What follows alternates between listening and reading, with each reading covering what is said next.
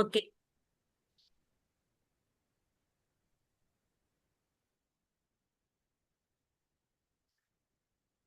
Praise the lord madam. చేరి వచ్చిన అందరికీ వందనాలు.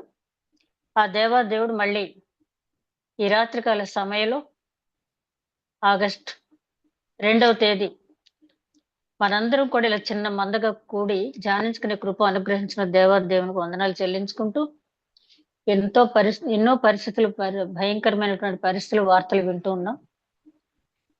ప్రతిదీ కూడా దేవుని చిత్తానుసారంగానే జరుగుతూ ఉందని చెప్పి శ్రమైనా, కరువైనా, హింసైనా, ఖడ్గమైన, వస్త్రహీనత అయినా క్రీస్తు ప్రేమ నుండి నన్ను ఎడబాపునని చెప్పి పౌలు గారు చెప్పిన ప్రకారం పరిస్థితులు ఏవై ఉన్నప్పటికీ కూడా లాస్ట్ వీక్ నేను ఒక పాస్టర్ గారి గురించి జ్ఞాపకం చేశాను. ఏంటంటే ఆయన ఈ లాస్ట్ సెంటెన్స్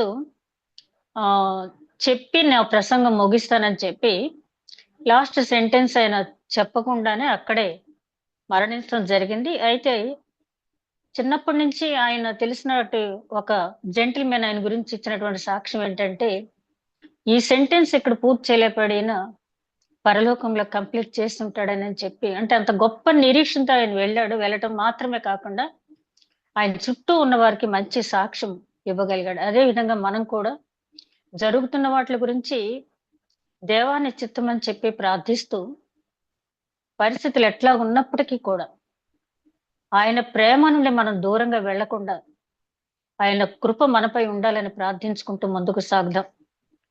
ఈరోజు మూల వాక్యం ఆదికాండం 3వ అధ్యాయం 15వ వచనం. ఆదికాండం 3వ అధ్యాయం 15వ వచనం. మరియు నీకును స్త్రీకిని నీ సంతానమునకును ఆమె సంతానమునకును వైరము కలుగజేసేదను. అది నిన్ను తల మీద కొట్టును, నీవు దాన్ని మడిమ మీద కొట్టుదువని చెప్పెను. మరొకసారి చూద్దామండి వాక్యం. మరియు నీకును స్త్రీకిని నీ సంతానమునకును ఆమె సంతానమునకు వైరము కలుగజేసేదను. అది నిన్ను తల మీద కొట్టును, నీవు దాన్ని మడిమ మీద కొట్టుదువని చెప్పాను. ప్రేమమడిన మా తండ్రి, ఇంతవరకు క్షేమంగా కాపాడిన పరమరక్షక స్తుతి వందనాలు తండ్రి. నాయన ఈ వాక్య ధ్యానం చేయబోతూ ఉంటుండగా నన్ను మరుగుపరిచి ఆధ్యాత్మిక మర్మముల మేరే వెల్లడి చేయమని, కార్యాంతము నేను బహుగా స్తుతించిన భాగ్యం దయచేయమని నాయన అందరి హృదయాలోచనలు ఎరిగిన దేవుడు తండ్రి. ఎవరు ఏ ఆసక్తితో నాయన నీ సన్నిధిలో కూర్చున్నారో తండ్రి. ఇదిగో తండ్రి, పేతురు కొర్నేలి ఇంటికి వచ్చినప్పుడు దేవుని ఎదుట కూర్చున్నామని చెప్పి కూర్చున్నట్టుగా కూర్చున్నామన్నారంటే దేవుని వాక్యానికి అంత ప్రాధాన్యత వారు ఇచ్చారు కాబట్టి తండ్రి, అన్యజనులు ఎంతో మంది అక్కడ మారు మనసు పొంది రక్షణ పొందారు తండ్రి. దయగలమా ప్రభువా నాయన, ఎవరు చెప్పినా అది నీ వాక్యం, నీ మాట తండ్రి. నీ మాట మేము ఆసక్తితో ధ్యానించినా వినినా కూడా దాన్ని ఆచరించే కృప మాకు దయచేయమని, కార్యాంతం నేను బహుగా స్తుతించిన భాగ్యం దయచేయమని, పరిస్థితులన్నీ కూడా నీ స్వాధీనం ఉంచుకోమని మా ప్రభువును నీ ప్రియ కుమారుడని యేసుక్రీస్తు ద్వారా వేడుకుంటున్నాం తండ్రి. ఆమేన్. మరొకసారి వందనాలండి. ఈ మూలవాక్యం చదివినప్పుడే మీ అందరికి అర్థమై ఉంటుంది. నేను తీసుకున్న లేడీ క్యారెక్టర్ హవ్వ. సాధారణంగా మనం అనుకుంటాం సండే స్కూల్ నుంచి కూడా హవ్వ క్యారెక్టర్ గురించి చిన్న చిన్న స్టోరీస్ వింటూనే ఉన్నాం ఇప్పటి వరకు కూడా. ఇంకా హవ్వ గురించి మనం ఏం తెలుసుకుంటాము అని చెప్పి సాధారణంగా నేనైనా మీరైనా ఎవరైనా అనుకోవచ్చు. కానీ పరిశుద్ధ గ్రంథంలో పేతురు గారు చెప్పినట్టుగా ఏ వాక్యము కూడా మనుషుని ప్రేరేపణ వల్ల కాదు, కానీ పరిశుద్ధాత్మ ప్రేరేపణ వల్ల ప్రతి వాక్యం రాయబడింది. మనుషేచ్ఛను బట్టి కాకుండా దేవుని చిత్తం ప్రకారం వ్రాయబడింది అని చెప్పినట్టుగా, మరి ప్రతి వాక్యమే కాదు ప్రతి క్యారెక్టర్ కూడా ఆ క్యారెక్టర్ ద్వారా మనకి ఎన్నో పాఠాలు దేవుడు నేర్పించాలనుకుంటాడు. మనం ఎన్నిసార్లైనా చదివి ఉండొచ్చు. ఆదికాండంలో హవ్వ క్యారెక్టర్ మనం ఎన్నిసార్లైనా చదివి ఉండొచ్చు. కానీ అది ఎనాలిసిస్ చేసుకుంటూ వెళితే ఎన్నో, అంటే మన లైఫ్ అప్లికేషన్ తీసుకున్నట్టయితే లేకపోతే దానివల్ల ప్రయోజనం ఏమి లేదు. అందుకనే కొరింథీయులు రాసిన మొదటి పత్రిక 10వ అధ్యాయం 5వ వచనంలో అక్కడ పౌలు గారు అంటారు, వారు ఆశించినట్టుగా మనము చెడ్డ ఈవులు ఆశించకుండానట్లు ఈ దృష్టాంతములు మన కొరకు వ్రాయబడిన అని చెప్పి, వారు ఆశించినట్లంటే మన పితరులు సణిగి గొణిగి దేవుడు ఇచ్చింది కాకుండా ఇంకా ఏదో కావాలని ఆయన విసికించి చివరికి ఆ పాలు తేనెలు ప్రవహించే ఆ కనాను దేశం కేవలం కాలేబు యెహోషువ మాత్రమే చేరారు. అంటే ఎంతగా దేవుణ్ణి విసిగించారో చెప్తూ, వారు ఆశించినట్టుగా చెడ్డ ఈవులు మనం ఆశించకుండా ఉండాలని మన కోసం ఈ దృష్టాంతాలు వ్రాయబడి ఉన్నాయి అని చెప్పి రాయటం జరిగింది. అదే విధంగా అదే అధ్యాయంలో 11వ వచనంలో పౌలు గారు అంటారు, ఈ దృష్టాంతములు వారికి జరిగి ఉన్నాయి, నెరవేర్పు జరిగినాయి. మనకు బుద్ధి వచ్చినట్లు ఇవి మన కోసం వ్రాయబడెను. అంటే బైబిల్లో ప్రతి ఒక్కటి కూడా ఎప్పుడో 4000 సంవత్సరాలు లేకపోతే ఇంకా భూమి పుట్టక ముందు జరిగినవన్నీ కూడా ఇప్పుడు చదవటం వల్ల ప్రయోజనం ఏంటి? అవి అయిపోయినాయి కదా, పాస్ట్ ఈజ్ పాస్ట్ అంటారు చాలా మంది. పాస్ట్ ఈజ్ పాస్ట్ అంటే గతం నుంచి మనం చాలా నేర్చుకోవాల్సి ఉంది. ఎందుకంటే నిప్పు కాలుతుందని పెద్దవాళ్ళు చెప్తారు. అబ్బే లేదు, నేను చేయి పెట్టి చూస్తాను అంటే దానికి వేరే సంగతి. కానీ పెద్దలు చెప్పింది మనం ఆచరించడం వల్ల మనం ఎన్నో పాఠాలు మనం నేర్చుకోగలం. కాబట్టి ఇక్కడ మనం హవ్వ గురించి గమనించినట్టయితే, సాధారణంగా హవ్వ అనగానే మనకు గుర్తొచ్చేది ఏంటంటే, హవ్వ ది ఫస్ట్ లేడీ. ఈ భూమి మీద మొట్టమొదటిగా సృజింపబడినటువంటి స్త్రీ, ఆదాము గారి భార్య. అదే విధంగా మరి కయీను, హెబేలు, షేతు, మరి కొంతమందికి ఆమె తల్లి. మరి కొంతమందికి తల్లిని ఎందుకంటున్నా అంటే, ఆదాము వంశావళంతా కూడా ఆదికాండం 5వ అధ్యాయంలో చూసినట్టయితే అక్కడ వారు అనేక మంది కుమారులను కుమార్తెలను కూడా కన్నారు అని చెప్పుంది. పరిశుద్ధ గ్రంథంలో సాధారణంగా అందరి పేర్లు ఉండవు, కానీ ఎవరి పేర్లు అయితే ఇంపార్టెంట్ గా మనం జ్ఞాపకం ఉంచుకోవాలో, ఎవరి వంశావళి అయితే మనకు అవసరం అవుతుందో వాటిని మట్టుకు పరిమితం చేయటం జరిగింది. సరే, అక్కడి వరకు హవ్వ గురించి మనందరికీ తెలుసు. తర్వాత రెండో ఘట్టం చూసినట్టయితే, అసలు హవ్వని దేవుడు ఎందుకు సృష్టించాడు అంటే, ఆదాముకు సాటికి సరైన సహవాసంగా ఆదాము పక్కటెముకను తీసి దాన్ని మాంసంతో పూడ్చి స్త్రీగా చేశారు. ఆదాముకు సాటి అయిన సహాయం లేదని దేవుడు భావించి చేయటం అనేది జరిగింది. ఆ తర్వాత జరిగింది ఏంటంటే, ఏదెను తోటలో వారిని స్వేచ్ఛగా విహరించడానికి దేవుడు వారికి పర్మిషన్ ఇచ్చాడు. అంత మాత్రమే కాదు, వాళ్ళు ఆ ఏదైనా తోటలో చక్కగా విహరించవచ్చు. అదేవిధంగా అక్కడున్న భూ జంతువులు సృష్టి అంతా కూడా వీరి స్వాధీనంలో ఉండేటట్టుగా దేవుడు వారిని మీరు భూమిని ఏలండి అన్నాడు. చల్లపూట వచ్చి అంటే సాయంకాలం దేవుడు వారితో సంభాషించేటటువంటి గొప్ప భాగ్యం పొందుకున్నటువంటి భార్యాభర్తలు వీళ్ళిద్దరూ కూడా. ఆ తర్వాత ఏం జరిగింది అంటే, మరి అపవాది ప్రవేశం.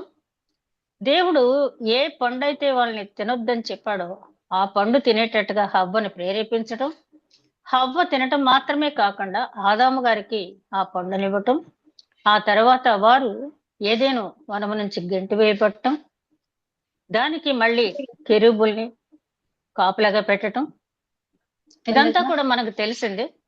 తర్వాత 4వ అధ్యాయానికి వచ్చేటప్పటికి హవ్వ ఒక కుమారుని కని కయీను కని యెహోవా దయ వలన నేను ఒక మనుషుని సంపాదించుకున్నాను అని చెప్పి అక్కడ మాట్లాడటం జరిగింది. ఆ తర్వాత హవ్వ ప్రస్తావన మనకి ఉండదు. అంటే తర్వాత పౌలు గారు తన పత్రికలో ఒక చోట ఆవిడ గురించి ప్రస్తావించడం జరిగింది. ఈ 4వ అధ్యాయం 1వ వచనం, యెహోవా దయ వలన నేను ఒక మనుషుని సంపాదించుకున్నాను అన్న మాట, అది చాలా మంది వేదాంత పండితులు చెప్పేది ఏంటంటే, అది యేసుక్రీస్తు గురించి ప్రవచనం. ఆ మనుష్యుడు అంటే మనుష్య కుమారుడు గురించి చెప్పబడినటువంటి ప్రవచనం అంటారు. ఏదేమైనప్పటికీ కూడా అక్కడ ఆ దయ పొందింది కయీను, తర్వాత హెబేలు, తర్వాత షేతు. ఆ కయీను హెబేలుని చంపేయటం, తర్వాత నాకు హెబేలుకు బదులుగా దేవుడు ఇచ్చాడు అని చెప్పి షేతుని పెట్టుకోవటం, షేతు కుమారుడు ఏనోషు దగ్గర నుంచి యెహోవా నామం పేరిట ప్రార్థనలు జరగటం, ఇవన్నీ చూసాం మనం. ఇదంతా మనకు తెలిసిందే. అయితే ఇప్పుడు హవ్వ జీవితం గురించి మనం ధ్యానించేటప్పుడు, ఈమె మొట్టమొదటి స్త్రీ, ఈమె ఏమి పొందింది, ఏమి కోల్పోయింది, ఈమె జీవితం ద్వారా మనం నేర్చుకోవాల్సిన పాఠాలేంటి? మొట్టమొదటి స్త్రీ దేవునికి దూరమైన విధానాన్ని మనం ఒకగా జ్ఞాపకం చేసుకుని, మనం దేవునికి దగ్గరగా ఉంటున్నామనే భ్రమలో ఉంటూ ఒకవేళ ఆయన సహవాసానికి దూరం అవుతున్నామా? అప్పుడు హవ్వమ్మ గారికి వచ్చిన శోధన ఒక రకమైతే, మనకు వచ్చే శోధనలు రకరకాలుగా ఉంటాయి. కాబట్టి మనం ఆ శోధనలు ఏ విధంగా జయించాలని చెప్పి మనం ధ్యానించినట్టయితే, హవ్వమ్మ గారి చరిత్ర అంతా కూడా అనాలిసిస్ చేయడానికి చాలా సమయం పడద్దు, కానీ కొన్ని ఇంపార్టెంట్ పాయింట్స్ మాత్రం మనం ఇప్పుడు జాయిన్ చేద్దాం. దేవుడు హవ్వను ఎందుకు సృష్టించాడు మనకు తెలుసు కదా, సాటికి సరైన సహవాసంగా. ఆదాముని సృష్టించాడు దేవుడు నేల మట్టితో తీసి. 1 అధ్యాయం 26, 27 వచనాలు చూస్తే మన పోలికలను నరులను సృష్టించడము రండి అని చెప్పి అక్కడ తండ్రి కుమార పరిశుద్ధాత్మ మాట్లాడుకోవటం, అక్కడ వారిని స్త్రీగాను పురుషునిగాను స్త్రీగాను సృజించనని ఉంటుంది. ఆ తర్వాత మనం గమనించినట్టయితే ఆదాము గారు అక్కడ ఏదైనా వనంలోకి ఉన్నాడు. అక్కడ అటు ఇటు తిరుగుతున్నాడు. దేవుడు భూజంతువులన్నిటిని తీసుకొచ్చి ఆదాము గారు ఎదురుగుండా పెరేడ్ చేయించినట్టుగా చేయించి వారికి నీవేం పేర్లు పెడతావో పెట్టని చెప్పి ఆదాముకు వదిలిపెట్టారంటే ఈ భూమి మీద ఉన్న వాటన్నిటికీ కూడా సమస్త ప్రాణులకు నామకరణం చేసింది ఆదాము గారు. అంటే నామకరణం అనేది మరి దేవుని ఎరిగిన బిడ్డల్లో గాని దేవుని నమ్మిన బిడ్డల్లో గాని నామకరణం అనేది తండ్రి కదా పేరు చెప్తారు ఎక్కడైనా సరే. అంటే ఆదాము గారు ఈ లోక సంబంధంగా తండ్రి, పరలోకపు తండ్రి మనకి యెహోవా దేవుడు తెలుసు మనకి. అయితే ఆదాము ఎప్పుడు కూడా నేను ఒంటరిగా ఉన్నాను అని దేవుడితో ఎప్పుడు చెప్పల. కానీ మనకి ఏం కావాలో ఆయనకు తెలుసు కాబట్టి మరి ఇంగ్లీష్ వెర్షన్ లో ఉన్న మాట యాజ్ ఇట్ ఈజ్ గా చదివినట్టయితే there was not found an help meet for him. మళ్ళీ ఒకసారి చూస్తే మాట there was not found an help meet for him. దేవుడు అనుకుంటున్నాడంట ఇన్ని జంతువులు తీసుకొచ్చి సృష్టిలో ఉన్న వాటిలన్నింటినీ, జంతువుల్ని పక్షులన్నింటినీ నిలబెట్టాను, కానీ ఆదాము ముఖంలో సంతోషం అనేది కనపడటం లేదు. అతనికి సాటి అయిన సహవాసం కావాలి అని చెప్పి దేవుడు భావించాడు. ఆదికాండం 2 అధ్యాయం 20-21 వచనాల్లో మనం చూసినట్టయితే ఈ సంగతి అర్థమవుతుంది. ఆ తర్వాత ఆయన చేసిన మనకు తెలుసు కదా, ఆయన గాఢ నిద్ర కలుగజేసి ఆ ప్రక్కటెముక తీసి దాన్ని మాంసంతో పూడ్చి హవ్వను స్త్రీమూర్తిగా చేసి ఆదాము గారు ఎదురుగుండా నిలబెట్టినప్పుడు ఆదాము గారు గూడు కట్టుకున్నటువంటి విచారం అంతా ఒక్కసారి పటాపంచలైపోయి ఆమెను చూడగానే కవిత్వం చెప్పేశాడేమని, నా ఎముకలో ఎముక, నా మాంసంలో నా మాంసము, ఇది నరుని నుండి తీయబడింది కాబట్టి నారి అనబడును అని చెప్పి. అంటే అంతవరకు తనకేం కావాలో ఆదాము గారికి తెలీదు. ఈవేళ ఈ ప్రార్థనలో వాక్యం ధ్యానిస్తున్న నాకు కానీ వింటున్న ప్రతి ఒక్కరికి కూడా మనకేం కావాలో యాక్చువల్ గా మనకు తెలియదు. దేవుడికి తెలిసినంతగా మన గురించి మనకు తెలియదు, ఆయనకు మాత్రమే తెలుసు. కొన్నిసార్లు మనకు అక్కర్లేని కూడా అడుగుతాం. అందుకనే ప్రార్థన చేసి అడగరాని ఏమన్నా అడిగినట్టయితే క్షమించు తండ్రి అని చెప్పి కూడా మనం చేస్తాం ప్రార్థన. నిజంగానే మనకేం కావాలో తెలియదు, దేవుడికి మాత్రమే తెలుసు. తల్లిదండ్రులకు బిడ్డలకి ఏం కావాలో తెలుసు, కానీ బిడ్డలకు అనుకుంటారు మాకు అన్ని తెలుసు అని, కానీ బిడ్డలకి ఏం కావాలో తల్లిదండ్రులకు తెలిసినంతగా మరి ఎవరికి కూడా తెలియదు. కాబట్టి ఆదాము ఉన్నటువంటి పరిపూర్ణమైనటువంటి సంతోషం దేవుడు చూశాడు. మన పరమ తండ్రి ఎప్పుడు కూడా మనల్ని సంతోషంగా ఉంచి ఆయన సంతోషపడాలనుకుంటాడే తప్పించి ఒక డిక్టేటర్ లాగా నేను నిన్ను సృష్టించాను, నువ్వు నా అదుపాజ్యంలో ఉండి నేను చెప్పిన పని చెయ్యి అంటే చేస్తాడు ఆదాము గారు. కానీ దేవుడు అది కాదు కోరుకుంటున్నది. ఏంటంటే మనలో ఆనందం ఉండాలి, ఆ ఆనందాన్ని చూచి ఆయన సంతోషించాలని చెప్పి మనం ఈ వాక్యం ద్వారా మనం గమనించినట్టయితే, అదే విధంగా ఆదాము గారు హవ్వ జీవితాన్ని మనం గమనించినట్టయితే ఏదైనా వనంలో అసలు ఈ లోకంలో ఎవరు కూడా పొందనటువంటి ఆనందం వారు ఇద్దరు కూడా భార్య భర్తలుగా ఏదైనా వనంలో పొందారని మనం నిస్సందేహంగా చెప్పొచ్చు. ఎందుకంటే వారు ఆహారానికి కష్టపడక్కర్లేదు, వస్త్రానికి కష్టపడక్కర్లేదు, దేనికి కష్టపడక్కర్లేదు. ఆ తోట వ్యవసాయం చేయటం మాత్రమే, ఎందుకంటే శారీరక శ్రమ అనేది మానవునికి కావాలి.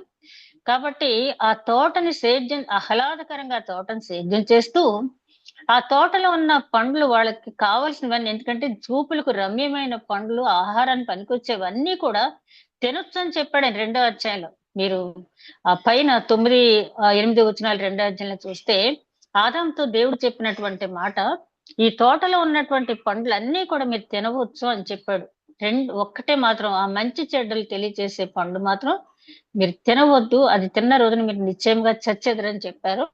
అంటే జీవ వృక్ష ఫలం గురించి ఆయన ఏమీ చెప్పలేదు, కానీ వీళ్ళకి ఆ 2 టచ్ చేయొద్దని చెప్పలేదు, కానీ ఇది మాత్రం తినొద్దని చెప్పలేదు.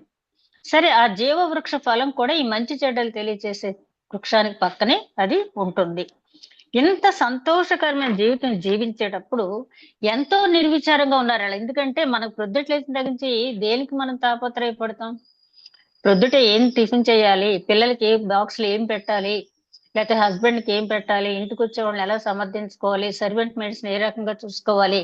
లేతే మనకి ఇల్ హెల్త్ వస్తే దానికి ఏం చేయాలి రెమెడీ అని చెప్పి ఇట్లాంటి ఆలోచనలతోటే మనకు రోజంతా అయిపోద్ది. కానీ వారు ఉన్నది దేవునితో సహవాసం, దైవ సన్నిధి వంటి ఏదైనా తోటలో వాళ్ళున్నారు కాబట్టి, పరలోకం అంటే ఏదైనా తోటలో వాళ్ళున్నారు కాబట్టి, వాళ్ళకి సమస్యలన్నీ ఏమీ లేవు. చాలా సంతోషంగా, ఉల్లాసంగా ఆదాము, హవ్వ వారి జీవితాన్ని ఆహ్, వెళ్ళబుచ్చుతున్న టైంలో చూడండి, పరిశుద్ధ గ్రంథంలో అనేక సార్లు ఈ మాట ఉంటుంది. తర్వాత మీరు చూసినట్టయితే, నిర్విచారంగా ఉన్న పట్టణానికి శ్రమ. ఈ పట్టణం అన్న దగ్గర వ్యక్తి అని కూడా మనం ఇన్సర్ట్ చేసుకోవచ్చు. అంటే ఎవరి జీవితం అయితే నిర్విచారంగా ఉంటుందో, అప్పుడు అపవాది వాళ్ళ జీవితంలోకి ప్రవేశిస్తాడు. అంటే దేవుడు సంతోషించవద్దనలేదు.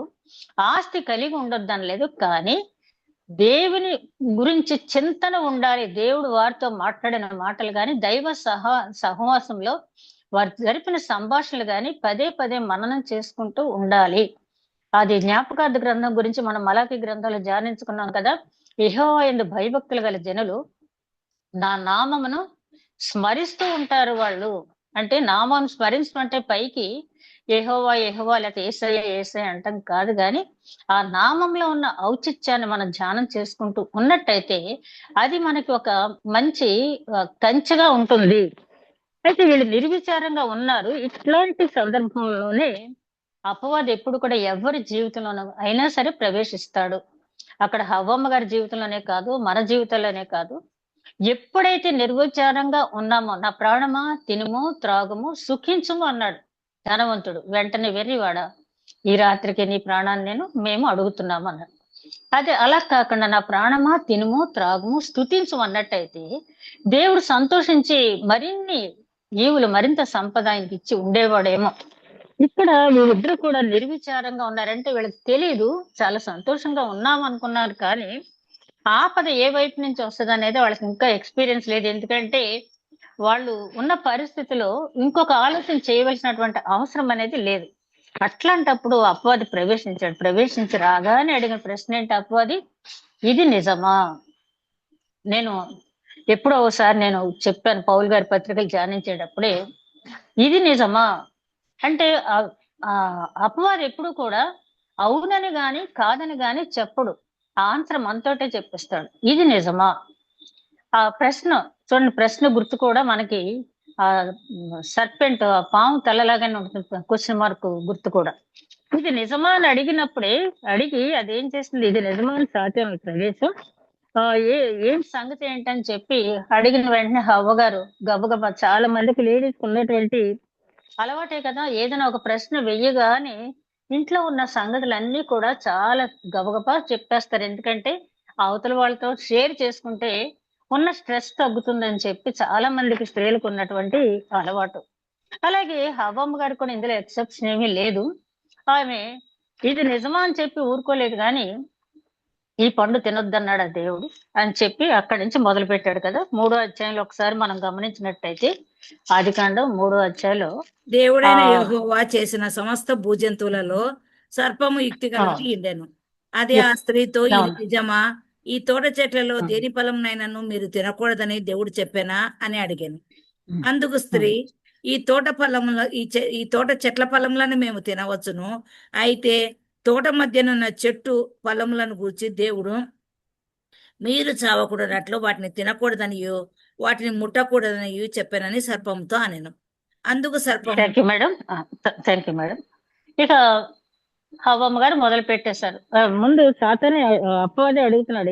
ఇది ముట్టొద్దని చెప్పాడా? ఏంటి అని చెప్పంటే, అక్కడ ఆ సంభాషణ కొనసాగించేటప్పుడే హవ్వమ్మ గారికి అర్థమైపోవాలి సాధారణంగా ఏంటంటే, ఇది దేవుడు, మేము ఆదాము గారు, నేను, నా భర్త, నేను, దేవుడు ముగ్గురు ఉన్నప్పుడు మాత్రమే మాట్లాడుకున్నటువంటి మాట ఇది. ఈ నాలుగో వ్యక్తికి ఎలా తెలిసింది?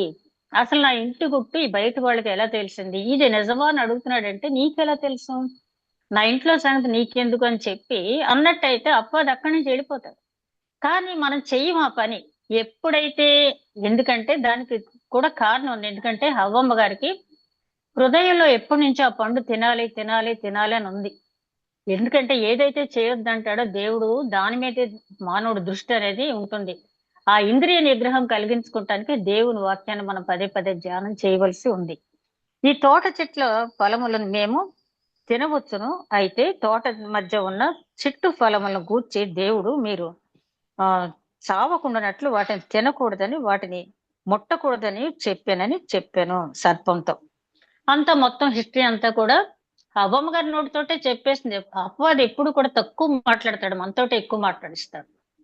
ఇది వరకు మా చిన్నప్పుడు మరి మీకైతే తెలుసో లేదు కానీ విలేజెస్ లో సోది చెప్తామని వచ్చేవాళ్ళు లేడీస్. వాళ్ళు వచ్చి ఆ గృహిణితో ఒక్క ప్రశ్న వేస్తారు. అమ్మా ఎలాగుంది నీకు ఆరోగ్యం, కొంచెం నీరసంగా కనపడుతున్నావేంటి, ఏంటమ్మా నీ బాధలు, ఆ సరే అని చాట్లో బియ్యం తెమ్మంటారు. ఆ బియ్యం తెచ్చిన తర్వాత మొదలు పెడతారమ్మా నీ బాధలన్నీ కూడా నీ అత్తగారి వైపు వాళ్ళ వల్లే వస్తుంది, నీ ఆడపడుచు వల్లే వస్తుంది, నీ అత్తగారి వల్లే వస్తుందని మొదలు పెడతారు. నీకేముంది మొత్తం వీళ్ళు ఉన్నది ఉన్నట్టుగా చెప్పేస్తారు, తన పని తను చేసుకుని వెళ్ళిపోద్ది. ఇక్కడ అపవాది కూడా ఎక్కువ హవ్వమ్మని మాట్లాడించి ప్రేక్షకుడిగా వింటూ ఉన్నాడు. ఆ తర్వాత అనవలసిన మాట ఏమన్నాడు, మీరు చావనే చావరు. అందుకు సర్పము మీరు చావనే చావరు అని చెప్పి ఘంటాపదంగా చెప్పేయటం అనేది జరిగింది. ఇక హవ్వమ్మ గారికి ఎక్కడ లేని ధైర్యం వచ్చేసింది. ఎందుకంటే మనసులోనేమో తినాలని ఉంది, ఆ పండు తింటే చచ్చిపోతారని దేవుడు చెప్పాడు. మరి చక్కగా వచ్చి నా స్నేహితుడు నాతో మాట్లాడితే, అంటే మనం ఇక్కడ ఆలోచించాల్సింది ఏంటంటే అపవాది కొత్త ఏం కాదు హవ్వమ్మకి, అనేక సార్లు ఆ ప్రాంతంలో చూసే ఉంటుంది. అయితే ఆ సర్పంలోకి అపవాది ప్రవేశించాడు. సర్పం మామూలుగానే అక్కడ తిరుగుతూ ఉన్నదే, ఆ సర్పంలోకి అపవాది ప్రవేశించాడు. ప్రవేశించిన తర్వాత మాట్లాడేటప్పుడు హవ్వమ్మ గ్రహించుకోవాలి. మాట్లాడుతున్నప్పుడు ఆ మాటల్లో ఉన్న శ్లేషం అంటే అంతరార్థం గమనించుకోవాలి. స్నేహితుడే కదా అని చెప్పి అనుకోక్కల. స్నేహితులు ఎప్పుడు కూడా అంటే మంచి స్నేహితులు, ఇవాళ ఫ్రెండ్షిప్ డే కదా, మంచి స్నేహితులు ఎప్పుడు కూడా విడుక ప్రేమిస్తాడు. నిజమైన స్నేహితులు విడుక ప్రేమించడని సామెతల గ్రంథకర్త 17 అధ్యాయం 17 అంటాడు. అలాగే బెస్ట్ ఎగ్జాంపుల్ మనకి దావీదు యోనాతాను స్నేహం. వాళ్ళు ఇద్దరు కూడా ఒకరి ప్రాణాన్ని ఒకరు ఎవరు ముందు పోయినా మిగిలిన వారి కుటుంబాన్ని మేము చూస్తామని వాగ్దానం తీసుకున్నటువంటి మంచి స్నేహితులు. అలాగే దావీదు మరి యోనాతాను హ్యాండిక్యాప్డ్ కుమారుడైనటువంటి మెఫీబోషెత్తును కూడా పోషించడం ఇవన్నీ మనకు తెలుసు. అట్లాంటి స్నేహితులు లోకంలో ఉన్నారు. కానీ స్నేహాన్ని క్యాష్ చేసుకుని, ఎందుకంటే బయట మనకు తెలియని వాళ్ళు ఎవరైనా చెప్తే మనం నమ్మం కదా, స్నేహితుడు కాబట్టి మాట నమ్మారు. మనకు తెలుసు కదా జూలియస్ సీజర్ చంపేటప్పుడు ఆ కాన్స్పిరసీలో చాలా మంది ఉన్నారు. కానీ ఆ జూలియస్ సీజర్ చచ్చిపోయేటప్పుడు అతని డీరెస్ట్ ఫ్రెండ్ బ్రూటస్ కూడా అందులో ఉన్నప్పుడు ఏమంటాడు, యూ టు బ్రూటస్ అనే దగ్గరికి బ్రూట్ అనే వచ్చిన తర్వాత ఆయన ప్రాణం విడిచిపెట్టేశాడు. అక్కడి నుంచి బ్రూట్ అనే మాట మనకి ఇంగ్లీష్ లో వచ్చింది. షేక్స్పియర్ చాలా కొత్త పదాలు మనకు అందించాడు కదా, అందులో అది కూడా ఒకటి. అంటే స్నేహితులు కదా అని చెప్పి నా స్నేహితుడే, నా శ్రేయోభిలాషే, నా శ్రేయోభిలాషే, నా స్నేహితురాలే అని చెప్పి మనం అనుకోక్కర్లేదు. మరి అందరికి మన జూమ్ లో ఉన్న వాళ్ళు ప్రతి ఒక్కరికి తెలుసు, ఒక్కొక్కరు ఒక్కొక్క రకంగా మన స్నేహితులు మనకు తెలిసిన వాళ్ళు అనేక రకాలుగా మనల్ని మన కొలీగ్ గాను లేకపోతే మన బంధువుగాను స్నేహితురాలుగాను మోసగించే వాళ్ళు ఉంటారు. మరి మేడం గారికి అలాగే కదా, మరి కొలీగే కదా ఆ రకంగా చేసిన జ్యోతి మేడంకి. అలా మనం చెప్పలేం. మనం ఏమనుకుంటాం, నా కొలీగే కదా, నా స్నేహితురాలే కదా, నా బంధువురాలే కదా అని చెప్పి అనుకుంటాం. కానీ అక్కడికి వచ్చేటప్పటికి వాళ్ళలో పరిస్థితుల ప్రభావం వల్ల మనుషులు ఎట్లా మారుతారో మనం చెప్పలేం. అది మాత్రం మనం చాలా జాగ్రత్తగా గమనించుకోవాలి. ఆ గమనించుకోకపోయినట్టయితే మనం చాలా ఇబ్బందుల్లో పడతాం. అందుకని ఇది కుటుంబాలకి, స్త్రీకి కుటుంబాలకి కూడా హెచ్చరిక. అదే సమయంలో పౌలు గారు సంఘాలకు కూడా ఒక హెచ్చరిక ఇస్తున్నాడు. దీని ద్వారా సంఘాలు కూడా ఒక హెచ్చరిక చూసినట్టయితే కొరింథీయులకు రాసిన 2వ పత్రిక 11వ అధ్యాయం, కొరింథీయులకు రాసిన 2వ పత్రిక 11వ అధ్యాయం 1వ వచనం నుంచి మనం గమనించినట్లయితే, కొంచెం అవివేకంగా నేను మాట్లాడినను మీరు సహింపవలనని కోరుచున్నాను. నన్ను గూర్చి మీరు ఎలాగైనాను సహించుడి. నేను దేవాసక్తితో మీ ఎదుట ఆసక్తి కలిగి ఉన్నాను. ఎందుకనగా పవిత్రురాలైన కన్యకను కన్యకనుగా ఒక్కడే పురుషునికి అనగా క్రీస్తుకి సమర్పించవలని మిమ్మును ప్రధానము చేసి తినే కాని సర్పము తన కుయుక్తి చేత హవ్వను మోసపరిచినట్లు మీ మనసులను చెరుపబడి క్రీస్తు ఎడలనున్న సరళత్వం నుండి పవిత్రత నుండి ఎట్లయినను తొలగిపోదురేమని భయపడుతున్నానంటాడు పౌలు గారు. ఇది సంఘాలకి హెచ్చరిక. ఇప్పటి వరకు మనం తీసుకున్నది ఒక స్త్రీకి, కుటుంబానికి, స్త్రీ అయినా కానీ పురుషుడైనా కానీ, వ్యక్తిగతంగాను కుటుంబాలకి కూడా ఒక యజమాని గాని, ఒక యజమానురాలు కానీ, లేదా కుటుంబ సభ్యులు ఎవరు మోసపోయినా కుటుంబం అంతా దెబ్బతింటది కదా. ఈ మధ్య చూస్తున్నాం కదా, యువకులు చాలా మంది క్రికెట్ బెట్టింగ్స్ తల్లిదండ్రులు తెలియకుండానే కట్టి ఆ తర్వాత ఆస్తులు కోల్పోయిన సందర్భాలు చూస్తున్నాం. అలాగే వీడియో గేమ్స్ తెలియకుండా ఆడి కొన్ని లక్షలు పోగొట్టుకున్న వాళ్ళు మనం చూస్తున్నాం. కుటుంబంలో ఎవరు తప్పు చేసినా, సాతానికి ఎవరు అవకాశం ఇచ్చిన కుటుంబంలో అందరూ కూడా నష్టపోతారు. కాబట్టి మనం తెలుసుకోవాల్సింది ఏంటంటే, ఆ సాతానికి మనం అవకాశం ఇవ్వకూడదు. ఒక కుటుంబానికి, ఒక వ్యక్తికే కాదు. పౌలు గారు ఇక్కడ చెప్తున్నది ఏంటంటే, దేవాసక్తితో మీ పట్ల నేను ఆసక్తి కలిగి ఉన్నాను. పౌలు గారు సెంటెన్స్ కన్స్ట్రక్షన్ చాలా బాగా చేస్తారు ఆయన. దేవాసక్తితో మీ పట్ల నేను ఆసక్తి కలిగి ఉన్నాను అంటే, మీ మీద ఆసక్తి అంటే మీ అందచందాలు చూసో, మీ ఆస్తులు చూసో, మీ స్టేటస్లు చూసో నేను మీ ఎట్లా ఆసక్తి కలిగి లేను గాని, దేవాసక్తితో, దైవ ఆసక్తితో అంటే దేవునికి మిమ్మల్ని అప్పగించాలని, దేవుని యందు మిమ్మల్ని నడిపించాలని నేను ఆసక్తి కలిగి ఉన్నాను. ఒక్క పురుషునికే మిమ్మల్ని ప్రధానం, ఆ ఒక్క పురుషుడు అంటే క్రీస్తుకు ప్రధానం చేయాలని చెప్పి నేను అనుకున్నాను, అట్లాగే చేస్తున్నాను. కానీ ఒక్కందుకు భయపడుతున్నాను. ఆ ఏదైనా తోటలో ఉన్న హవ్వమును మరి ఆ సాతాను తన కుయుక్తి చేత, తన యుక్తి చేత, యుక్తి మంచిదే, కానీ కుయుక్తి అనేది ఎదుటి వారిని పాడు చేసేది. తనకున్న యుక్తిని కుయుక్తిగా ఉపయోగించి అపవాది హవ్వమును ఎట్లాగైతే ఏదేను తోటలోంచి గెంటి వేసిందో, అదే విధంగా మీరు క్రీస్తు యొక్క సరళత్వాన్ని గురించి, పవిత్రత నుంచి దూరం అయిపోతారేమో నేను భయపడుతున్నాను అంటాడు. చూసారా పౌలు గారు, ఎక్కడ హవ్వ, ఎక్కడ ఆదికాండం, ఎక్కడ కొరింథీయులకు రాసిన 2వ పత్రిక అంటే, మనం దీన్ని బట్టి గమనించాల్సింది ఏంటంటే, ఇది ఈ హెచ్చరిక హవ్వ జీవితాన్ని బట్టి హెచ్చరిక తీసుకోవాల్సింది స్త్రీలుగా మనము, పురుషులు, కుటుంబంలో ఉన్న ప్రతి వ్యక్తి, అదే విధంగా సంఘానికి కూడా ఆ హెచ్చరిక అనేది చాలా అవసరం. మనం మారువేషంలో ఉన్న అపవాదిని హవ్వమ్మ గమనించలేకపోయింది. అంటే రోజు చూసే సర్పమే కదా అనుకుంది, కానీ గమనించలేకపోయింది. ఆ మాటల్లో అంటే అట్లా మెస్మరైజ్ చేస్తాడనమాట అపవాది. ఎప్పుడైనా సరే మనల్ని మోసం చేయడానికి వచ్చిన వాళ్ళు ఎవరైనా కూడా మాయ మాటలతో అలాగే మెస్మరైజ్ చేస్తారు. అందుకని కొరింథీయులకు రాసిన 2వ పత్రిక 11వ అధ్యాయం 14వ వచనంలో పౌలు గారు అంటాడు, సాతాను వెలుగుదూత వలె వాడి అనుచరులు నీతి పరిచారకులలో వచ్చి మోసగిస్తారంట. మనం చూస్తున్నాం కదా, white pant, white shirt, white saris కట్టుకుని వచ్చేస్తారు. వచ్చి చాలా మోసాలు చేస్తున్నారు. ఎవరినో అనక్కర్లా. మనం పౌలు గారు ఎప్పుడు అంటారు, సంఘం వెలుపటి వరకు నేను తీర్పు తీర్చను, అది నా పని కాదు, నేను సంఘంలో ఉన్న వారికి మాత్రమే తీర్పు తీరుస్తాను. అంటే మనం దేవుని ఎరిగిన బిడ్డల గురించి అసలు మాట్లాడొద్దు, మన గురించే మనం పరిశీలన చేసుకుందాం. హవ్వ క్యారెక్టర్ ద్వారా ఎంతమంది అలా వచ్చి మనల్ని మోసం చేస్తున్నారు. ఎప్పుడు కూడా సాతాను వెలుగుదూత వేషంలో వస్తాడంట. అతని పరిచారకులేమో నీతి పరిచారకులుగా వస్తారు. అబ్బో, ఇట్లాంటి వారిని ఎక్కడైనా చూసావా మనం అన్నట్టుగా వస్తారు.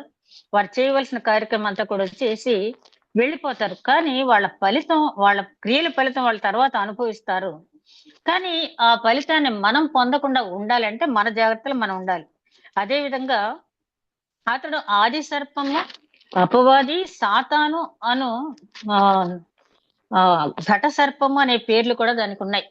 అపవాది, సాతాను, ఘట సర్పం అనే పేరు కూడా ఉంది. ఈ ఘట సర్పం గురించి మనం చూడాలంటే, ఆ 2వ రాకడ సమయంలో 1000 ఏళ్ల పరిపాలనలో రహస్య రాకడ జరిగిన తర్వాత, ఆ ఎత్తబడిన సంఘం తర్వాత 1000 ఏళ్ల పరిపాలనలో, ఆ 1000 ఏళ్ల పరిపాలనలో ఈ ఘట సర్పం బంధించబడద్ది. 1000 ఏళ్ళు కూడా. ఆ 1000 ఏళ్ళు బంధించబడే సర్పం ఇది.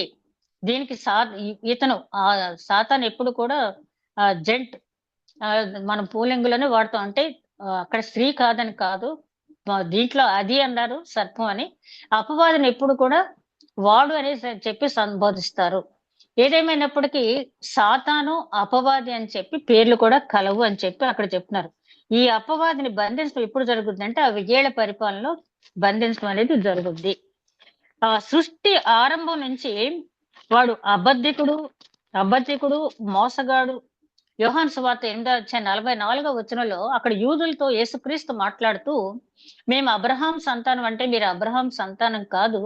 మీరు అబ్రహాం సంతానం అయితే మీరు అబ్రహాం చేసిన పనులు చేద్దరు. అబ్రహాంకున్న విశ్వాసం మీకు ఉండేది.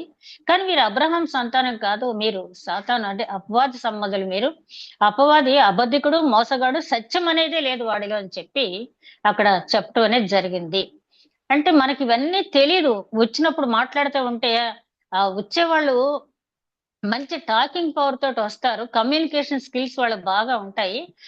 వాళ్ళు మాట్లాడే విధానంలో మనం పడిపోతాం అనమాట. అలా పడిపోకుండా ఉండటానికి ఏం చేయాలన్నది మనం తర్వాత చివరికి వచ్చాడు మనం ధ్యానించుకుందాం. తర్వాత విశ్వాసులను మోసగించటానికి వాడు ఎప్పుడు గర్జించు సింహం వల్లే ఎవరిని మింగుదమా అని తిరుగుతూ ఉంటాడంట. అపవాది చేసే పని ఏంటంటే విశ్వాసులు మోసం చేయటం కావాలి. ఎందుకంటే తన జనాంగాన్ని పెంచుకోవటానికి, తన బలం పెంచుకోవటానికి విశ్వాసులు మోసగించి దేవుడితో ఛాలెంజ్ చేస్తున్నాను. ఇదిగో చూడు, ఇవాళ నేను 10 మందిని తెచ్చుకున్నాను నా వైపు. నీ దగ్గర ఖాళీగా ఉంది, ఒక్కళ్ళు కూడా నీ వైపు ఉన్న వాళ్ళని ఒక్కొక్కరిని నేను లాగేస్తున్నానని చెప్పి దేవుడితో ఛాలెంజ్ చేయటానికి అపవాది ఎప్పుడు ఏం చేస్తాడంటే గర్జించే సింహం వల్లే తిరుగుతాడు. నిజంగా సింహం కాదు, అది కాగితం పులి. కానీ అది గర్జించే సింహాన్ని మనం భ్రమపడతాము. కానీ అందుకనే పేతురు గారు అంటున్నారు, గర్జించే సింహం వల్లే తిరుగుతూ ఉంటారు, తస్మాత్ జాగ్రత్త.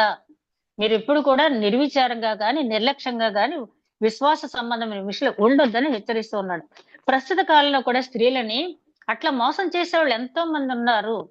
మరి నేను కొన్ని పేర్లు అయితే చెప్పను కానీ ఆ సాక్షులు ఈ సాక్షి అని వస్తున్నారు కదా, మీ అందరికి తెలుసు కదా. యేసుక్రీస్తు దేవుడు కాదని చెప్పి బ్యాచ్ ఒకటి బయలుదేరింది కదా సాక్షులని. వాళ్ళు ఏం చేస్తారంటే జెంట్స్ ఆఫీస్కి వెళ్ళిపోయిన తర్వాత లేడీస్ ని పట్టుకుంటారు.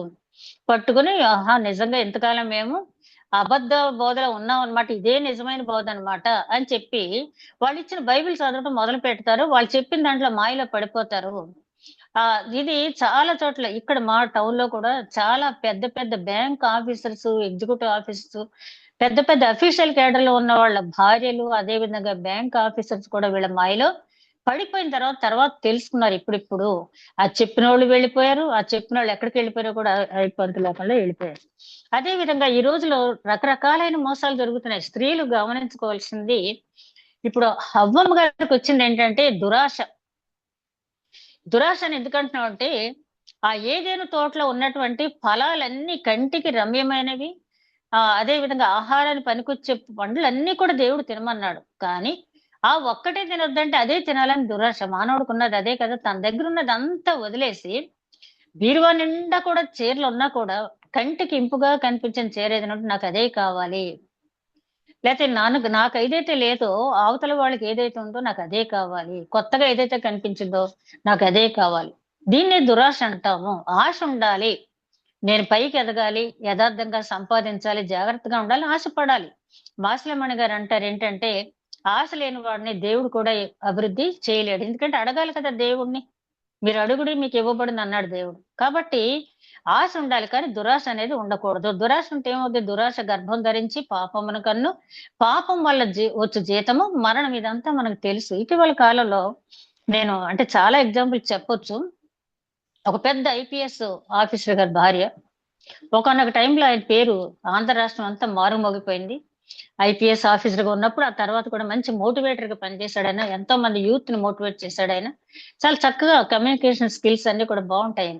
అట్లాంటి ఆయన ఎంతో మందిని ఈ రాష్ట్రంలోనూ ఇతర రాష్ట్రాల్లో కూడా మోటివేట్ చేసిన ఆయన, ఆ ఇంట్లోనే ఆ ఐపీఎస్ ఆఫీసర్ గారి భార్య ఏదో ఇంత పెడితే మీరు 100 పెడితే 200 వస్తాయని ఏదో చెప్పినటువంటి ఒక పథకంలో పెట్టేటప్పటికి 3 కోట్ల రూపాయలు ఒకేసారి ఆవిడ ఖాతాలోంచి బయటకు వెళ్ళిపోయింది.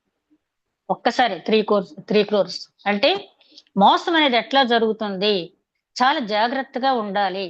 అలాగే మొన్న ఈ మధ్య ఒక సెలబ్రిటీ భార్య, ఆవిడ కూడా అలాగే ఏదో మనీ అండ్ మనీ పాలసీలో పెట్టిందంట.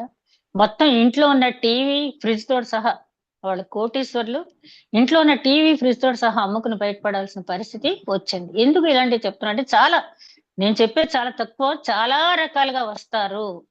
అప్పుడు హవ్వమ్మ దగ్గరికి సాతాను ఒక రకంగా వచ్చాడు, ఇప్పుడు మన దగ్గరికి ఇంకో రకంగా రావచ్చు. మన సంఘానికి ఒక అబద్ధ ప్రవక్తగా, ఒక దుర్బోధకుడుగా, మరి లేకపోతే దాన్ని ఏమంటారు, అబద్ధ ప్రవచనాలు చెప్పేటువంటి ప్రవక్తలుగా వచ్చి విశ్వాసులు ఈడ్చుకుపోతారు, ఏర్పాటు చేయబడిన వారిని ఈడ్చుకుపోతారని చెప్పి అపోస్తల కార్యాల గ్రంథం 20 అధ్యాయంలో పౌలు గారు ఆయన చెప్తాడు. మిలేతుల పెద్దల్ని పిలిచి, ఇదిగో మందని కనికరించినటువంటి తోడేళ్ళు వంటి వారు వస్తారు, మేకతోలు కప్పుకుని వస్తారు, వారి తోడేలు స్వభావం, వీలైతే ఏర్పాటు చేయబడిన వారిని ఈడ్చుకుపోతారని చెప్పి, అంటే చాలా ఎడ్యుకేటెడ్, చాలా జ్ఞానం ఉన్న వాళ్ళని ఈడ్చుకుపోతున్నారు ఈ రోజుల్లో. కాబట్టి హవ్వ జీవితం నుంచి మనం నేర్చుకోవాల్సింది ఏంటంటే, ఒక వ్యక్తి లేకపోతే ఒక స్త్రీ, ఒక పురుషుడు కానీ ఎవరైనా మనతోటి మాట్లాడుతూ ఉన్నప్పుడు వారు ఏ ప్రయోజనం ఆశించి మనతో మాట్లాడుతున్నారు. అలాగ గనక హవ్వమ్మ ఆలోచించినట్టయితే ఇంతవరకు ఆమె ఆ రకమైనటువంటి పనిష్మెంట్ పొందకపోను. అదే విధంగా వాడు ఎప్పుడు కూడా దేవుని వాడు ఇంకా ముందుకొచ్చి ఏం చేస్తాడంటే దేవుని వాక్యంపై దాడి చేస్తాడు ఎప్పుడు కూడా. అపవాది చేసే పని ఏంటంటే సంఘాలకు వచ్చి దేవుడు వాక్యం మీద దాడి చేస్తాడు. మీ పాస్టర్ గారు ఇలా చెప్పారా? అబ్బే అది కాదమ్మా, అసలు అది లేదు పరిశుద్ధ ఎందుకంటే మనం పరిశుద్ధ గ్రంథం అంతా చదవం కదా. ఆదికాండం నుంచి ప్రకటన గ్రంథం వరకు చదవాలంటే చాలా బోర్. 40 నిమిషాలు వాక్యం వినాలంటే అబ్బో షార్ట్స్ పెట్టండి, రీల్స్ పెట్టండి, 40 నిమిషాలు ఏమి ఉంటాను. కానీ గంటలు గంటలు చాటింగ్ లో ఉంటారు. కానీ నేను క్రైస్తవుల గురించే చెప్తున్నాను. గంట బైబిల్ చదవటానికి బాధే, గంట వాక్యం వినటానికి బాధే, గంట ధ్యానం చేయటానికి బాధే, గంట ప్రార్థన చేయటానికి కూడా బాధే. అందుకని అపవాదికి బాగా తెలుసు మన మీద దేనితో దాడి చేయాలంటే దేవుని వాక్యం మీదే దాడి చేస్తుంది. చేసింది కదా. ఏం చేస్తుంది చివరికి? మీరు చావరే చావరు. చూసారు, అబద్ధ ప్రవక్త. అక్కడ అబద్ధ ప్రవక్త ఏదేని తోటలోనే ప్రవేశించేశాడు. దేవుడు చెప్పిన మాటని నిరర్ధకం చేయటానికి ప్రయత్నం చేసి దేవుని మాటనే కాదని చెప్పి మీరు చావనే చావరని చెప్పి దేవుడి మాటనే తీసి పక్కన పెట్టేసింది. అంటే మనం కొంచెం అవకాశం ఇచ్చామంటే ఆ రకంగానే మనకు తెలియనటువంటి బోధలు చేయడానికి తయారైపోతారు. అందుకనే యోహాన్ గారు రాసిన 2వ పత్రికలు ఏమంటాడంటే, క్రీస్తుని దేవుని కుమారునిగా ఒప్పుకొనని వాడు మీకు నమస్కారం చేసిన ప్రతి నమస్కారం చెయ్యొద్దు వాడికి అని చెప్పన్నారు. అంత ఖచ్చితంగా మనం ఉన్నప్పుడు మాత్రమే వాక్యంపై జరిగే దాడిని మనం ఆపగలం. ఈ రోజుల్లో ఎక్కడెక్కడి నుంచో వెతుక్కుంటున్నారు. మన ఒక అమ్మాయి, మరి అమ్మాయి మతుండే మాట్లాడుతున్నా ఏమో నాకు తెలియదు, కానీ యూట్యూబ్ రావడం, మీరెందుకు వాళ్ళు ఇది కనిపెట్టారు, ఇది కనిపెట్టారు, క్రిస్టియన్స్ అన్ని కనిపెట్టారు, గ్రాహం బెల్ అంటారు, అలెగ్జాండర్ ఫ్లెమింగ్ అంటారు, ఏ అంటారు, రెడ్ బ్రదర్స్ అంటారు. They are not Christians, all they are Jews. వాళ్ళంతా కూడా యూదులు. మీరెందుకు చెప్పుకుంటున్నారు క్రిస్టియన్స్ అని? అసలు అమ్మాయికి మతుండే మాట్లాడుతుందో లేదో నాకు తెలియదు, కానీ యూదులు ఎవరు, ఇస్రాయేలీలు ఎవరు అసలు తెలుసా మాట్లాడే వాళ్ళకి? అట్లాంటి చిన్న చిన్న అమ్మో నిజమే కదా, ఎంత గొప్ప సత్యం చెప్పింది దేవుడా, వాళ్ళంతా యూదులు కదా, మనం ఇస్రాయేలీం కదా, నిజమే కదా ఆవిడ చెప్పింది అన్నంత చక్కగా చెప్తారు. దాడి, వాక్యం మీద దాడి అంటే ఆ రకంగానే జరుగుతుంది. చాలా చాలా మంది నేను చూశాను, ఈ మధ్య మొదలు పెట్టారు ఇది. యూదులు గొప్పతనం చెప్తా ఉంటే ఒక పక్క నుంచి ఏమంటున్నారు, మీరు యూదులు కాదు, మీరు ఫీల్ అయిపోకుండా అంటున్నారు. యూదుల దగ్గరికి వెళ్ళేమంటున్నారు, మీరు క్రిస్టియన్స్ కాదు. అందుకనే గలతీలు రాసిన పత్రిక 5వ అధ్యాయం చివరి వచనంలో అంటాడు ఆయన, దేవుని ఇశ్రాయేల్ గా ఉండేవాడే దేవునికి ఇష్టడు అని చెప్పి. దేవుని ఇశ్రాయేల్ గా యూదుడైనా, గ్రీసు దేశస్థుడైనా, క్రైస్తవుడైనా, స్త్రీ అయినా, పురుషుడైనా దేవుడు చూసేది నువ్వు దేవుని ఇశ్రాయేలు ఎబ్బోకు రేవు దగ్గర యాకోబు ఏ విధమైన మార్పు చెందాడో ఆ విధమైన మార్పు చెంది పెనుయేలు దర్శనం దేవుని ముఖం చూడగలిగేటువంటి భక్తి స్థాయిలో మనం ఎవరైతే ఎదుగుతామో వాళ్ళంతా కూడా ఇశ్రాయేలీలే.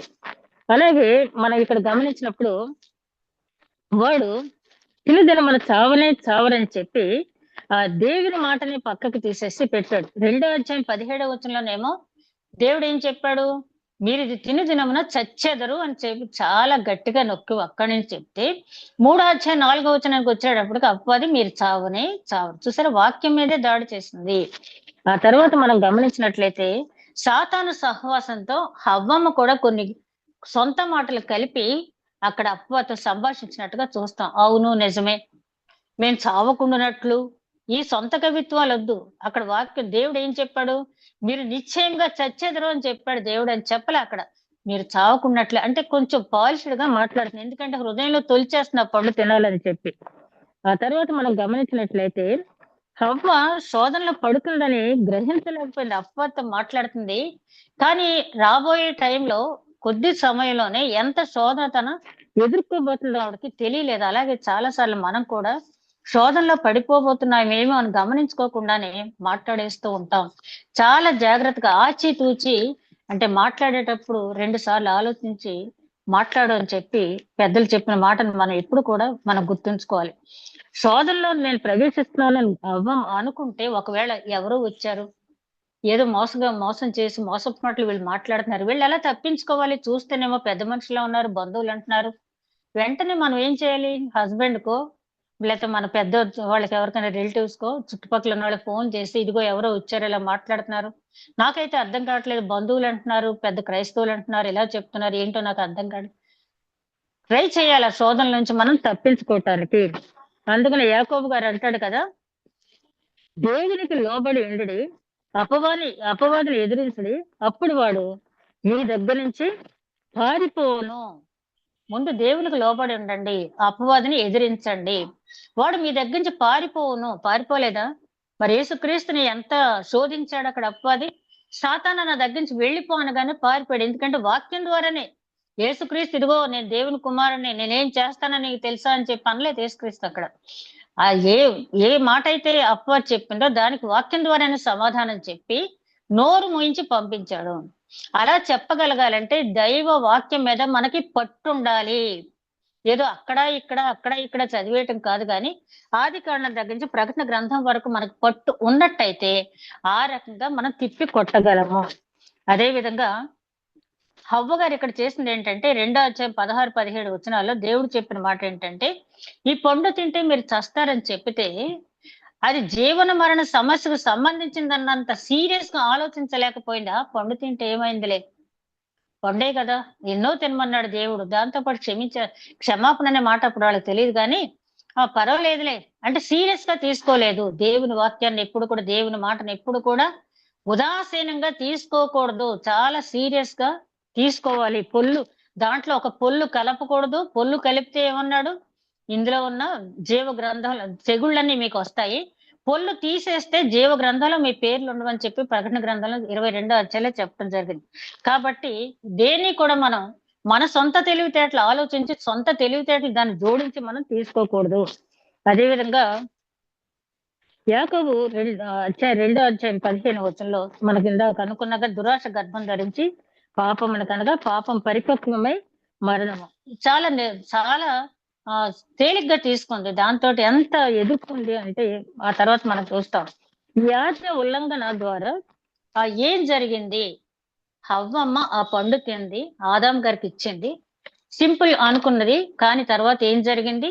దేవునితో సహవాసం పోగొట్టుకున్నారు. అప్పటి వరకు ఎకోసిస్టమ్ అంతా కూడా దెబ్బతింది. ఆ సృష్టి అంతా కూడా ఆదాము హవ్వ చేతిలో ఉన్నది. సృష్టిని ఏలే అధికారం దేవుడు ఇచ్చినప్పుడు సృష్టికి లోబడిపోవలసిన పరిస్థితి వీళ్ళకి వచ్చింది. అప్పటి వరకు ఉన్నటువంటి పరిస్థితి మనం చూసినట్టయితే యెషయా గ్రంథం 11వ అధ్యాయంలో మనం చూస్తాం. తోడేలు చిరుతపులి వద్ద బాలుడు మిడినాగు పుట్టు వద్ద ఆడతాడని చెప్పి ఉంటది కదా. అట్లాంటి పరిస్థితి ఏదైనా వనంలో ఉంది. అక్కడ హాని చేసే జంతువు గాని, హాని చేసే కీటకం గాని ఏమీ లేదు. హవ్వమ్మ ఆ పండు తినటం వల్ల ఎకోసిస్టమ్ మొత్తం మారిపోయింది. మళ్ళీ ఎప్పుడు వస్తది అంటే రెండో రాకడ అయిన తర్వాత ఆ వేళ పరిపాలనలో మనం అటువంటి పరిస్థితిని మనం చూస్తాం. ఆ రోజు ఆ చిన్న తప్పు చేయటం వల్ల మనం ఎంతసేపు కూడా అయ్యో హవ్వమ్మ అలా చేసింది ఏంటి, దానివల్ల మనం అనుభవిస్తున్నాం అనుకుంటాం. కానీ మనం ఏం చేస్తున్నాం? మీ అందరికీ తెలుసు కదా, ఒక లక్షాధికారి జమీందారు ఒక ఆయన కారులో వెళ్తుంటే ఒక వృద్ధుడు చెమట పట్టేసి ఆ తువ్వాలతో తుడుచుకుంటూ అయ్యో ఆదామా ఎంత పని చేసావు, అయ్యో ఆదామా ఎంత పని చేసావు అని గొడ్డలతో పుల్లలు కొడుతున్నాడంట. ఆ వృద్ధుడి దగ్గరికి జమీందారు వెళ్ళి అడిగాడు, ఏంటి ఆదామా ఎంత పని చేసావు అంటున్నావు ఏంటంటే, ఏమంటే ఆదామా రోజున భార్య ఇచ్చిన పండు తినకపోతే నాకు ఈ శ్రమ లేకపోయింది కదా, ఏదైనా వనంలో ఉందాం కదా, ఈ బాధ ఏంటి నాకంటే అలాగా అని చెప్పి ఆయన కారులో ఎక్కించుకొచ్చాడంట. ఎక్కించుకొచ్చి ఆ వృద్ధుడికి చక్కగా సర్వ సౌఖ్యాలు ఇచ్చి కొంతకాలానికి ఏదో ఊరెళ్తూ ఇల్లంతా వృద్ధుడికి అప్పచెప్పాడు. అప్పచెప్పి వెళ్తూ ఒక రూమ్ లో తాళం కూడా అతనికి ఇచ్చాడంట. ఆ రూమ్ లో ఒక బాక్స్ ఉంటది, ఆ బాక్స్ మాత్రం తెరవద్దు, ఇల్లంతా నీదే, ఇంట్లో ఏ వస్తువైనా నువ్వు వాడుకోవచ్చు అని చెప్పెళ్ళాడు. కానీ ఆ జమీందారు అక్కడ వెళ్ళిన దగ్గర నుంచి ఈ వృద్ధుడికి ఎప్పుడు ఆ రూమ్ తెరుస్తానా, ఎప్పుడు ఆ పెట్టె తెరుస్తానా, ఎప్పుడు ఆ రూమ్ తెరుస్తానా, ఎప్పుడు ఆ పెట్టె తెరుస్తానా అని ఉందంట. ఆఖరికి ఒక నెల నిగ్రహించుకున్నాడు, 2 నెలలు నిగ్రహించుకున్నాడు, 3వ నెల వచ్చేటప్పటికి ఏమైతే అయిందని చెప్పి ఆ రూమ్ తీసి పెట్టి తెరిచేటప్పటికి అందులో ఒక వైట్ పేపర్ మీద రాసిందంటే ఏంటంటే, నువ్వు ఎప్పుడైతే ఈ పెట్టి తెరిచావో వెంటనే ఇల్లు ఖాళీ చేసి వెళ్ళిపోని ఉందంట. అప్పుడు అనుకున్నాడంట వృద్ధుడు, అప్పుడెప్పుడో ఆదాము తప్పు చేశాడని అనుకుంటున్నాను నేను, నాలో ఆదాము రక్తం సంప్రాప్తం అయింది కాబట్టి నేను కూడా అదే పాపం చేశాను. ఇప్పుడు మనం కూడా ఆలోచించుకోవాల్సింది ఏంటంటే, హవ్వమ్మ పండు తిని తప్పు చేసి తనకున్న పరిస్థితి అంతా కూడా సంతోషం, భర్తతో చాలా సంతోషం, అక్కడ ఉన్నటువంటి ఎకో సిస్టమ్ తో చాలా సంతోషంగా ఉన్నది పోగొట్టుకుంది. మనం ఏం పోగొట్టుకుంటున్నాం, మనం ఏ రకంగా మోసపోతున్నాం అని చెప్పేది ఆలోచించుకోవాలి. అదే విధంగా ఆయన చెప్పినటువంటి మాట, ఈ ఈ ఆజ్ఞ ఉల్లంఘన వల్ల ఎకో సిస్టమ్ దెబ్బతింది. అదే విధంగా హవ్వమ్మ ఫ్రీ విల్ అనేది స్వేచ్ఛ ఇచ్చాడు దేవుడు. రోబోస్ లా మనం సృష్టించలేదు. ఇచ్చిన స్వేచ్ఛను హవ్వమ్మ నిర్లక్ష్యం చేసుకుంది. అదే విధంగా ఎన్ని చదివాం కదా, ఆజ్ఞ దేవుని చెప్పిన మాటను వ్యతిరేకించడం వల్ల హవ్వమ్మ కోల్పోయింది ఏంటి అంటే చక్కటి వాతావరణం, ప్లెజెంట్ అట్మాస్ఫియర్, ప్రేమించే భర్త. ఏ భర్త పాడుతున్నాడండి భార్యను చూడగానే ఈ రోజులో పాటలు? ఆ అవ్వను చూడగానే చక్కగా ఆదాం గారు ఎంత మంచి కవిత్వం చెప్పారు. అంత ప్రేమించే భర్త ప్రేమను పోగొట్టేసుకుంది. ఎందుకంటే నీ వల్లే కదా నాకు ఇది వచ్చింది ఎప్పుడు అంటారు కదా ఆదాం. ఆ తర్వాత అక్కడ ఉన్నటువంటి మంచి ఆహ్లాదకరమైన వాతావరణాన్ని పోగొట్టుకుంది, శాపాన్ని తెచ్చుకుంది. నీకు నువ్వు స్త్రీ సంతానానికి వైరం కలుగజేస్తాను అన్నాడు. అదే విధంగా నువ్వు వేదంతో పిల్లలు కంటావు, నీ భర్తడల నీకు వాంచి ఉంటుంది. ఇవన్నీ శాపాలన్నీ హవ్వమ్మ గారు పొందుకున్నారు. ఇది కాబట్టి ఎందుకు జరిగింది ఇది అన్నప్పుడు మనం తెలుసుకోవాల్సింది ఏంటంటే, అసలు దేవుడు మనల్ని ఎందుకు సృష్టించాడు, ఏ పర్పస్ తో మనల్ని సృష్టించాడు అనేది వాక్యం ద్వారా మనం అర్థం చేసుకోవాలి. ఆ తర్వాత హవ్వని సృష్టించిన విధానాన్ని బట్టి కూడా, అంటే ఆదాం గారు ఎక్కువ, హవ్వ ఎక్కువ, లేకపోతే స్త్రీ ఎక్కువ, పురుషుడు ఎక్కువ అనే మాటలు వచ్చేవాళ్ళు చాలా మంది ఉన్నారు కదా. దానికి చాలా మంది రాసిన వ్యాఖ్యానాలను చదివాను, కానీ నాకు నచ్చినది ఏంటంటే మాథ్యూ హెన్రీ గారు రాసినటువంటి కామెంట్ ఏంటంటే, ఆ మాథ్యూ హెన్రీ గారు రాసినటువంటి కామెంట్, తల నుంచి తీస్తే ఇంకో రకంగాను, పాదం నుంచి తీస్తే ఇంకో రకంగాను, ఉదరం నుంచి తీస్తే ఇంకో రకంగాను ఉంటది. కాబట్టి అతని పక్కటెముక, హృదయానికి దగ్గరగా ఉన్న ప్రక్కటెముక నుంచి తీసి ఆదాము సంరక్షణలో హవ్వ నుంచి తన హృదయానికి సమీపస్తురాలైన ప్రియురాలుగా, తన హృదయానికి సమీపస్తురాలైన ప్రియురాలుగా హవ్వమ్మను ఉంచాలని దేవుడు సృష్టించాడంట. ఏదైనా కష్టం వచ్చిన వెంటనే స్త్రీ ఏం చేస్తది, భర్త గుండెల మీద వాలిపోద్ది. అంటే ఆ రక్షణ, ఆ సంరక్షణ అక్కడ ఉంది. దేవుడు ఆ రకంగా చేశాడు, అంతేగాని తేడా ఏమీ లేదు అని చెప్పినాడు. అదే విధంగా ఇక్కడ మరి పేతురు గారు కూడా అంటారు కదా, మీరు స్త్రీలని బలహీన ఘటమని ఎంచి వాళ్ళని సన్మానించండి, జీవమును కృపావరంలో వారి పాలి భాగస్తులు అయ్యన్నారు. ఈ సృష్టిలో పురుషుడికి స్త్రీకి జీవం అనేది ఉంది కాబట్టి మీరు ఒకరినొకరు ఘనంగా ఎంచుకోండి అని చెప్పాడు. అలాగే పౌలు గారు అంటారు, దేవుని దృష్టిలో స్త్రీ అని పురుషుడు అని ఏం భేదం లేదు. ప్రారంభంలో పురుషుడు ద్వారా స్త్రీ ఎలాగొచ్చిందో తర్వాత స్త్రీ ద్వారా పురుషుడు వచ్చాడు. కానీ వీళ్ళు మొత్తం దేవుని దగ్గరకు వచ్చారు కాబట్టి మనందరం కూడా దేవునికి ఉభయ ఉండవలసిన వాళ్ళమే కానీ మరొకటి కాదని చెప్పి ఆయన చెప్పడం అనేది జరిగింది. మరి ఇంకా కొంచెం మనం ఆలోచించినట్టయితే, ఈ స్త్రీని దేవుడు ఎందుకు ఇలా సృష్టించాడు, బలహీన ఘటంగా ఎందుకు సృష్టించాడని కొంతమందికి డౌట్ వస్తుంది.